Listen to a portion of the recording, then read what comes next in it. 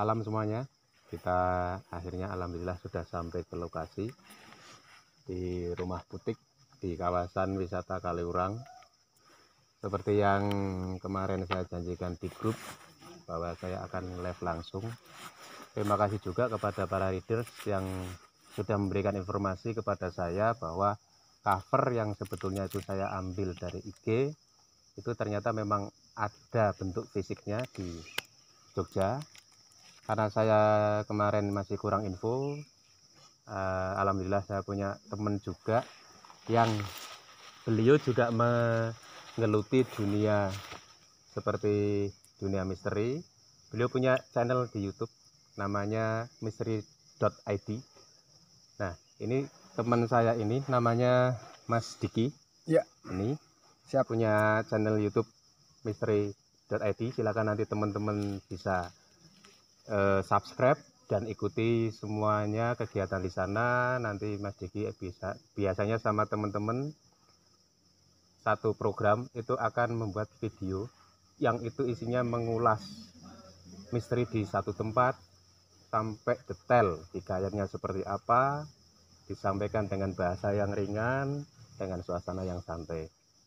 Nah, kemudian alhamdulillah Mas Diki ini juga memperkenalkan saya kepada salah seorang sahabat yang juga kebetulan sekali beliau ini tinggalnya di sini, di kawasan ini. Nah, beliau juga punya tour kepada teman-teman yang nanti mau ke Jogja biar suasananya lebih asik ya Mas. Ya. Itu untuk menyewakan mobil antik seperti yang nanti ada video lain di luar video ini. Ini namanya Mas Gombek. Mas, ya. Ya, Mas Gombek. Ini orangnya benar-benar humble, easy going, akrab sama semua orang, welcome.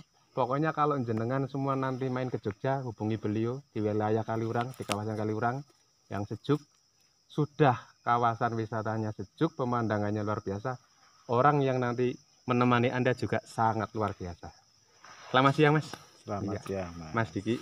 Selamat siang Mas Isa. Ya, ini kebetulan kan kemarin itu saya termasuk salah satu anggota aktif di salah satu grup literasi terbesar di Indonesia. Namanya Komunitas Bisa Menulis. Yang kebetulan selain kita punya fanpage atau grup di Facebook, kita juga punya aplikasi yang teman-teman bisa mendownload di Play Store, namanya KBM Apps. Nah, di situ ada isi banyak sekali novel, banyak sekali penulis-penulis handal seperti Pak Isa Lamsah, Mbak Asma Nadia, Wafa Farha, banyak sekali di situ. Ada teman saya yang di sini, guru saya juga, Mbak Starinet. Selamat siang Mbak. Ada Mas Patrick Kelan yang digandrungi banyak readers perempuan sama Dre Kalva. Pokoknya banyak sekali. Jenengan yang suka mengisi waktu luang dengan membaca bisa menemukan segala genre di sana. Itu. Nah, saya kebetulan kemarin itu mencoba menuliskan satu cerita misteri dengan judul Misteri Rumah Mama. Teman-teman bisa nanti di hashtagnya itu Misteri Rumah Mama atau di aplikasi tulis saja Isa_Elvat. Itu nanti bisa membaca tulisan saya. Nah, ketika saya membuat cover, saya ambil di IG, ternyata ada komentar yang mengatakan itu ada. Nah, saya harus langsung ke sini untuk menggali lebih dalam demi kepentingan novel saya juga, cerita bersambung saya juga, agar teman-teman tidak nanti kecewa. Nah, ini di depan saya ini asli Jogja, asli wong Jogja, makanya wongnya humble semua, asik semua. Ini Mas Diki, nanti saya akan menanyakan kepada Mas Gombel tentang seluk-beluk sejarah rumah ini yang saya kira tadinya bangunan megah ya ini ya? Ya, awalnya dulu. Awalnya, terus ini dulu apa sih Mas? Ini kan villa punyanya Sarjana Wiyata ini, perguruan tinggi Sarjana Wiyata. Nah, karena letusan Merapi tahun 94 yang terkenal daerah sini nih, habis ini terkena awan panas. Terkena awan panas, penduduknya pada meninggal banyak di sebelah sini. sama pohon-pohon semua rusak terkena itu. Awan panas suhunya 600-an derajat. Wow, yo. 600 derajat bayangkan. Cuma angin aja itu, angin lewat tapi suhunya kayak gitu. Iya, 600 derajat. Apa yang dilewati awan panas habis semua. 6 kali lipat air mendidih. Wow. Tapi ini juga kan ada saya dengar dari informasi teman-teman kalau rumah ini itu dulunya juga peninggalan bule gitu. Apa sering dipakai atau memang orang bule? Dulu orang penyewa aja itu. Oh, penyewa ya, teman-teman penyewa. Oke. Bisa kita mulai langsung aja ya. Mungkin Masnya bisa mengulas dari awal kayak apa, terus sejarahnya kayak apa, terus mitos-mitosnya yang ini ditunggu mesti nih pada nunggunya mitos-mitos di dalam rumah ini itu apa saja. Mungkin kalau ini digambarkan tampilannya saja sampulnya sudah seserem ini, apalagi jeroane gitu kan. Oke, Mas Diki sebentar aku ke narasumber dulu ya. Siap. Monggo Mas, diceritakan dulu tentang semuanya di sini mitos mistisnya. Sebelum diceritakan, boleh sambil ngerokok. Oh boleh monggo. Biar lebih santai ya. Iya, monggo. Maaf buat teman-teman, saya sambil ngerokok karena gimana ya, situasinya itu biar lebih relax. Relax. Dan juga mengurangi deg-degan. Padahal siang loh, ini siang tapi agak deg-degan juga. Iya. Oke, monggo mungkin dari Mas Gombe mau langsung. Nah, lepas juga panas. Ya. Jadi selamat siang ini view pemirsa. Ya. Sebelum terjadi letusan tahun 94, itu villa di sini ramai. Semua villa terisi. Ya karena tahun 94 setelah itu Merapi meletus yang pertama, seingat saya yang membawa korban banyak yaitu tahun 94 itu. Wedhus Gembel menerjang ini Tlogo Nirmolo, kawasan ini namanya. Ya. Lalu banyak villa-villa terkena imbas dari ini awan panas.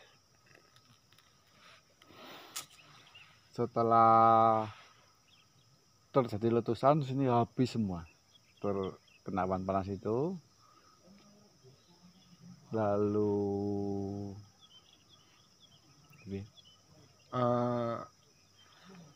maaf motong nih.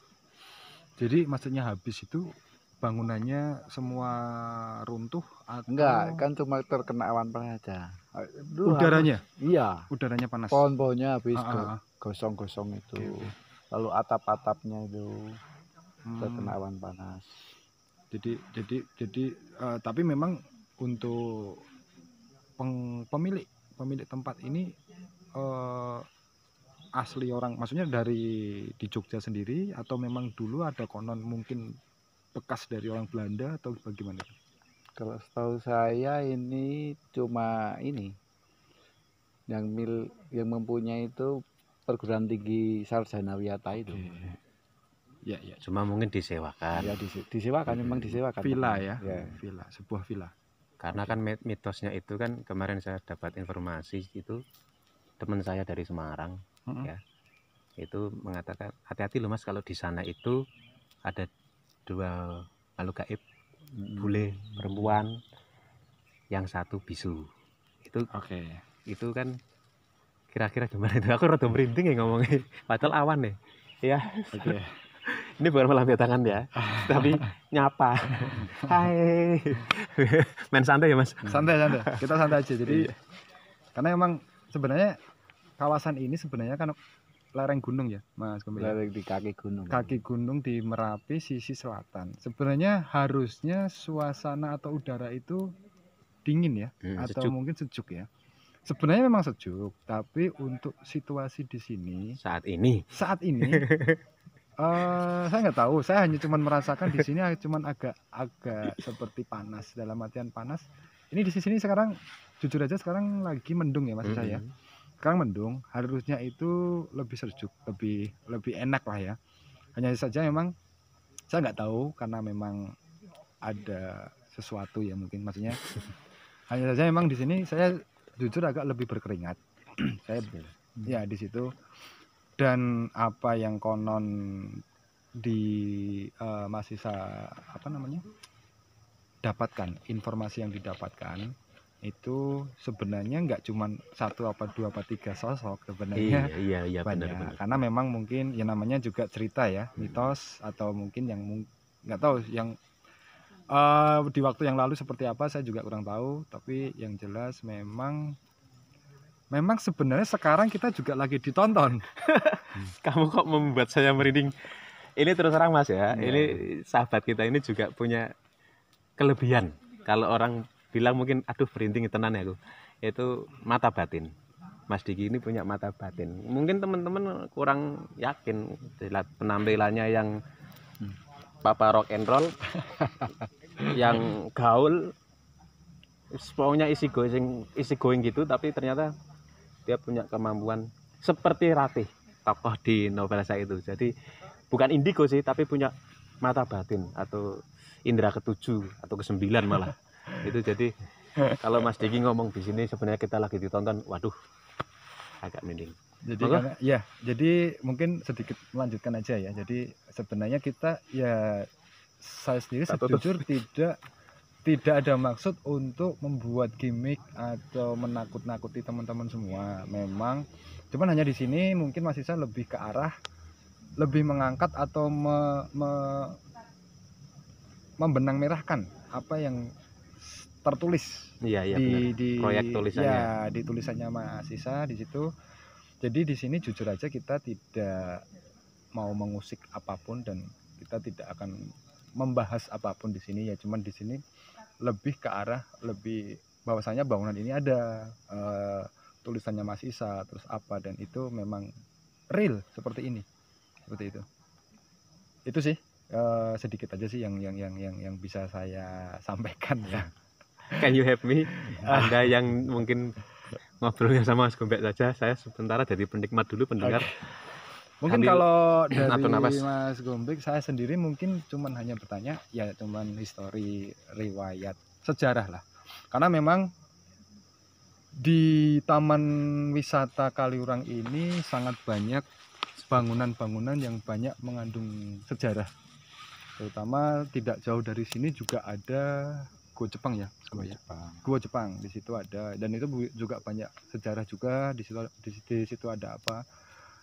Kalau untuk menceritakan hal-hal yang di luar nalar itu sebenarnya nggak usah dicari sih, nggak usah dikorek, nggak usah diapa, karena memang sebenarnya kita tetap hidup berdampingan. Yang penting kita tidak mengganggu mereka, mereka nggak mengganggu kita, gitu aja sih ya. Dalam artian kita cuman pengen ngerti sejarahnya dulu, bangunan ini ada apa, bagaimana, seperti itu.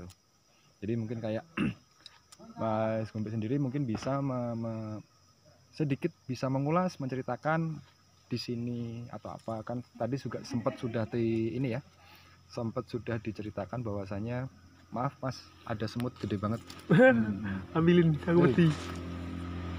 Waduh, ini ada mulai yang mohon maaf, semut besar ya, namanya kita di tempat outdoor ya, terbuka ya. Jadi baik lagi tadi di Mas Gombek memang tinggal di sini, memang beliau juga pasti tahulah sedikit banyaknya sejarah ada apa di sini.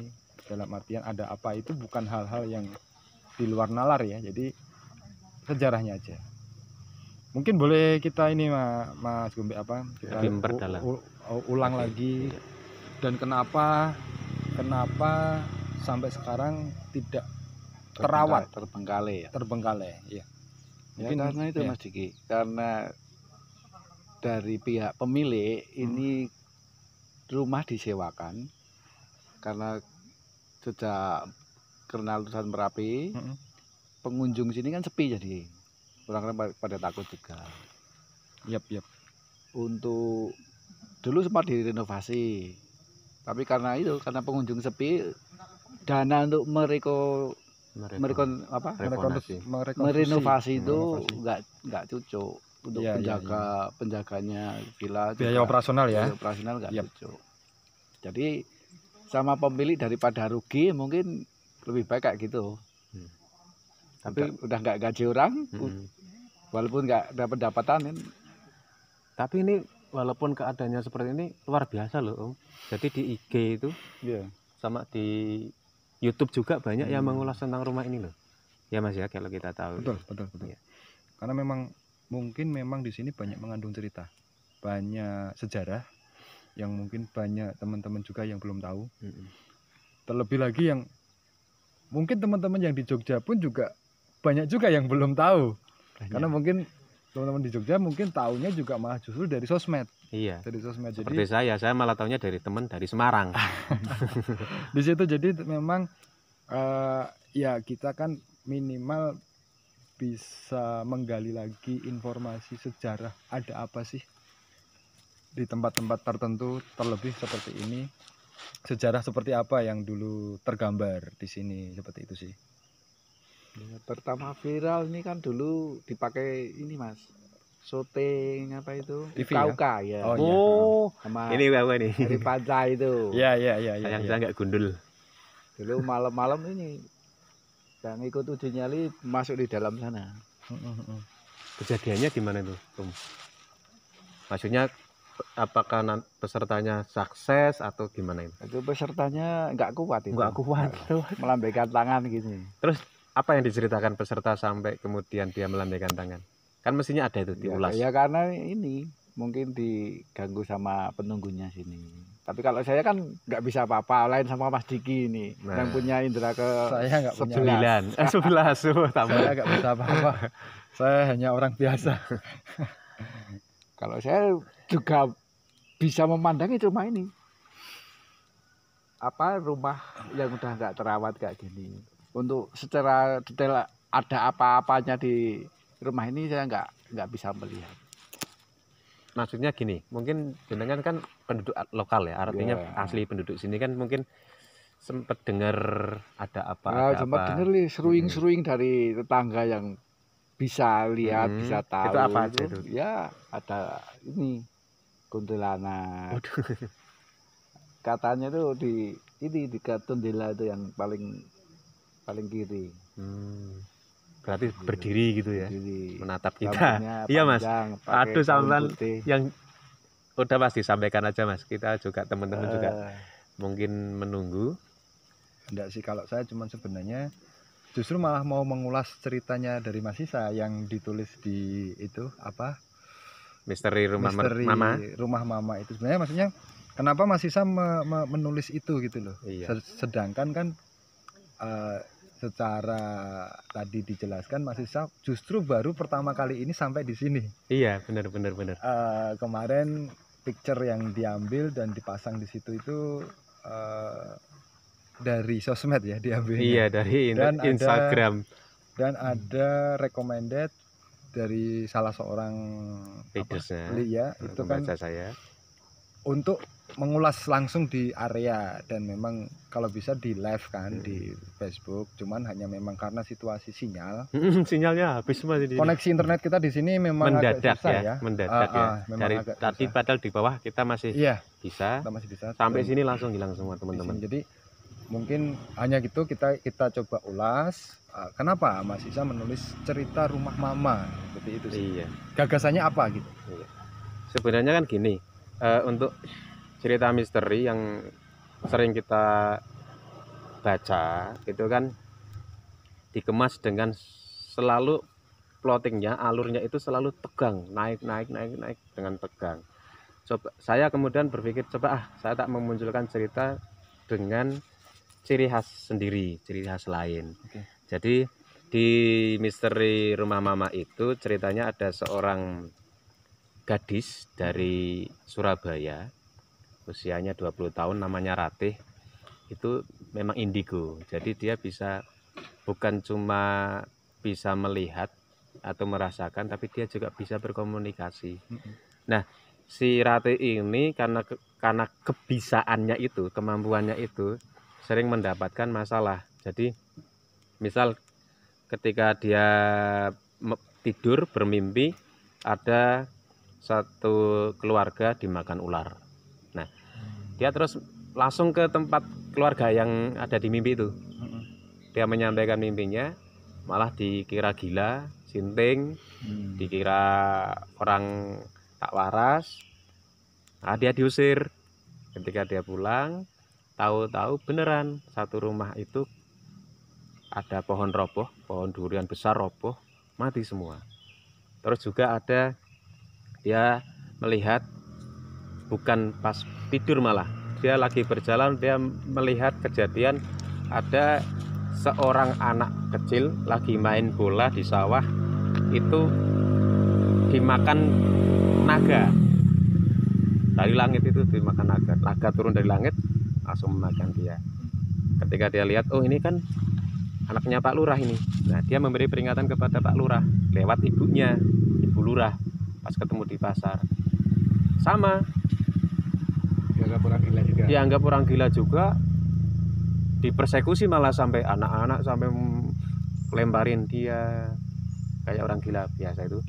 Ternyata bener, sore harinya si anaknya ini, anaknya Pak Lurah ini main bola, tiba-tiba hujan, tiba-tiba kesambar ini petir dan mati. Nah, dari kemampuannya ini akhirnya dia dan bapaknya, dia kan hidup berdua sama bapaknya, itu harus pindah-pindah terus. Karena di kampung sini diusir, di kampung sini diusir, di kampung sini.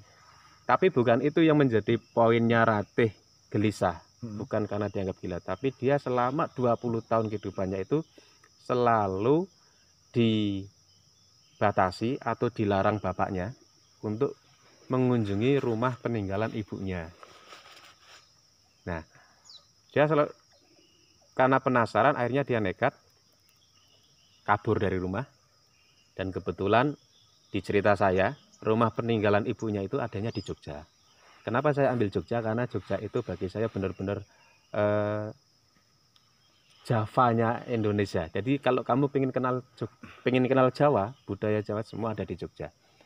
Struktur bangunan, histori, sejarah, semuanya ada. Bahkan orang-orangnya pun orang-orang Jawa banget lah. Kalau Jogja kan gitu. Nah, terus ketika sampai ke rumah itu, yang menyambut si Ratih ini makhluk halus banyak. Ada di situ wewe gombel, ada di situ genderuwo, kuntilanak, moto setampah, dan semuanya. Memang saya sengaja mengangkat, di Indonesia itu kita punya keanekaragaman, kita punya kekayaan histori tentang, bukan histori ya, kita punya kekayaan tentang cerita hantu. Kita punya banyak sekali jenis hantu. Kalau di Indonesia itu mungkin ada 100-an jenis hantu. Hari ini saya mencoba mengangkat budayaan lokal ini, karena gini teman-teman, aku kan harapannya seorang Dracula itu menjadi terkenal mendunia, seperti vampir itu terkenal. Nah, kita kan punya kuntilanak, kita punya pocong, kita punya genderuwo. Kita coba dong kita tampilkan biar mendunia, gitu kan. Nah, ternyata yang paling bikin kagetnya si Ratih ini ketika bertemu dengan ibunya ini ternyata sundel bolong. Nah, kalau kemudian saya lempeng, istilahnya di sini lempeng, kayak cerita yang lain, kan sundel bolong itu identiknya orang lokal, rambutnya panjang, pakai putih, cantik, tapi punggungnya bolong kan gitu. Kalau saya mencoba improvisasi, sundel bolongnya ini malah bule. Asalnya dari Italia kalau di dalam cerita saya. Orang Italia nikah sama orang Jawa, ternyata hanya untuk dijadikan tumbal, akhirnya jadi sundel bolong itu.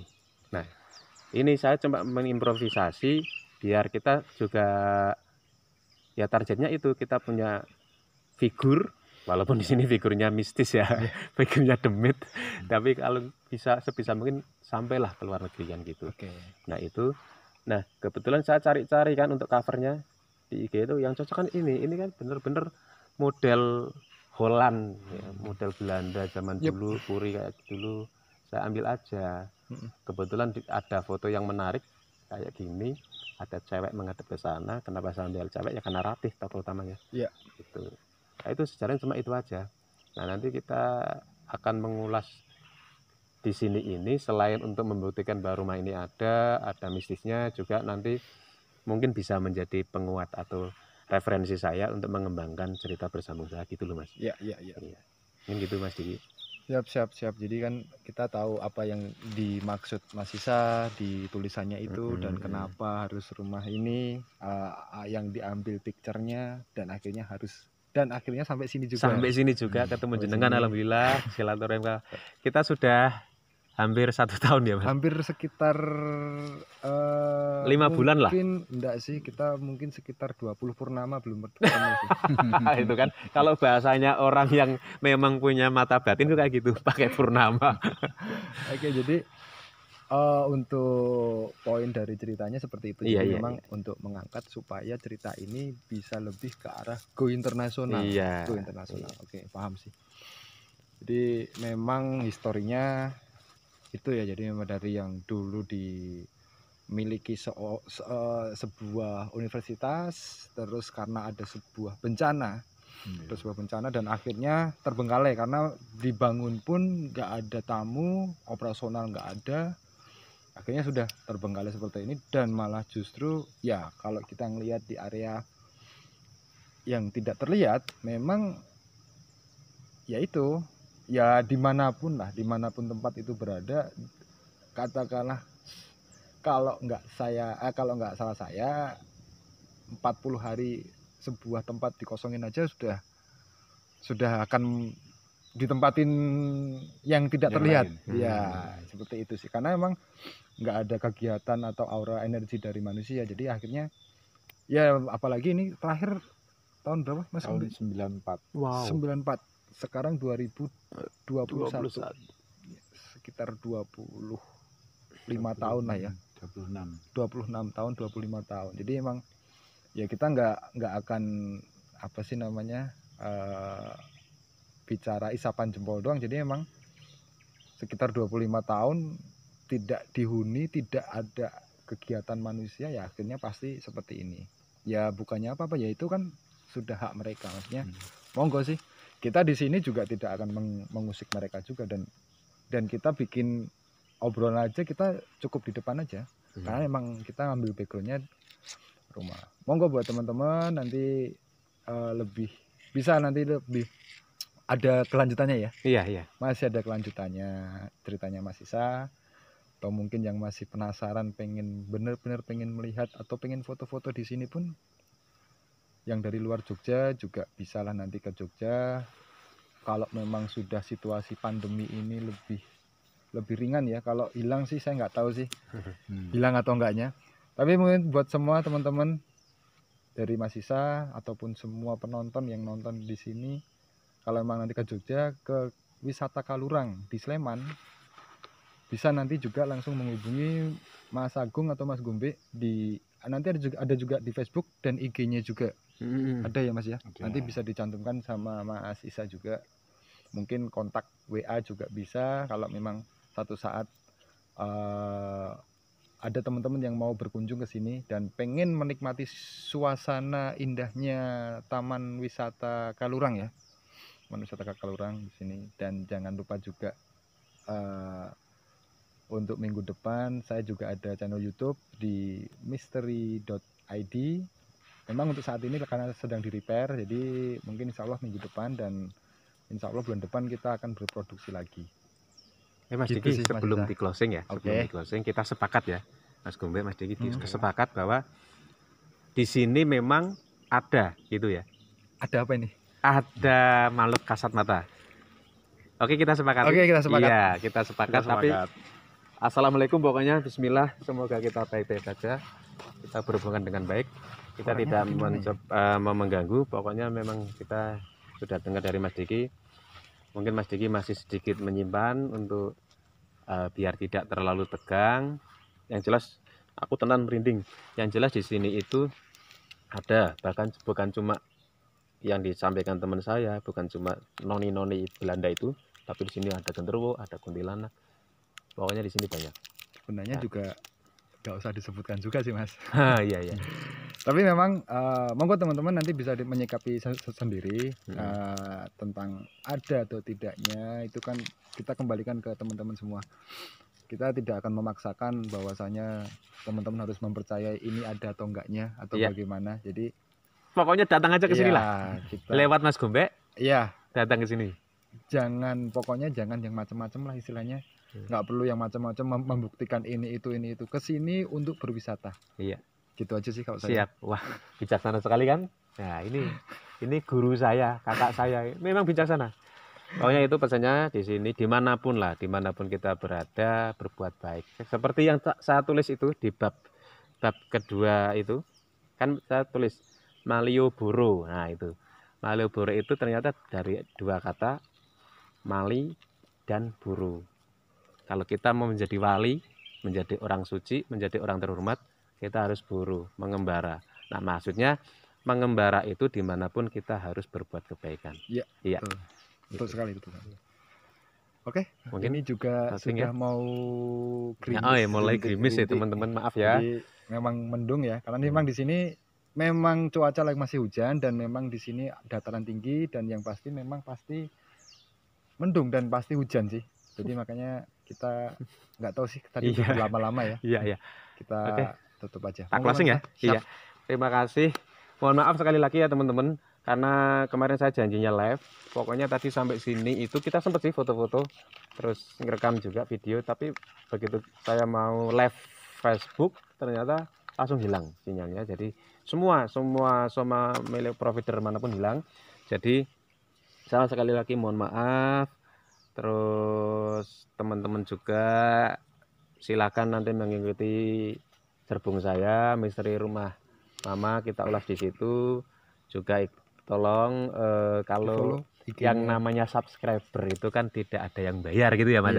Subscriber itu gratis, jadi silakan diikuti channel YouTube-nya Mas Diki, misteri.id.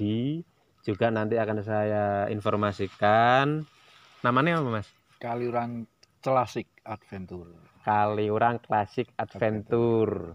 Luar biasa pokoknya, saya sudah merasakan sendiri tadi menikmati wisata di sini dengan mobil klasik. Nanti akan saya sertakan fotonya dan videonya. Demikian mungkin sekali lagi kita tidak mencoba menguji apapun. Yang jelas kita hidup akan berdampingan dengan semuanya. Sebisa mungkin kita berbuat baik. Oke, kurang lebihnya saya mohon maaf. Bye. Boleh kita jaga jarak. Oh iya. Jaga jarak. Oke. Ya, makasih ya Mas. Makasih. Siap.